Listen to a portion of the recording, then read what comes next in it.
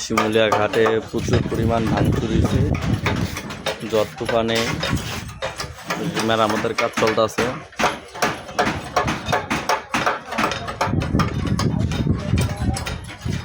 খাজা গরিবে নেওয়াজ, জিলমিল hotel,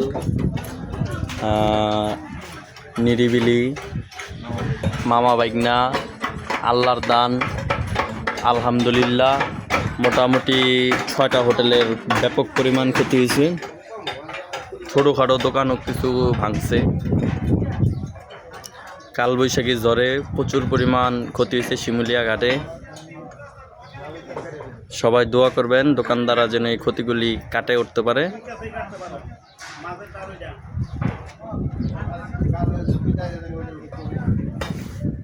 পাশের দোকানেরও চাল মাল উড়ে গেছে, বাস ভেঙে চুরা অস্থির, সবাই মমরা হতো।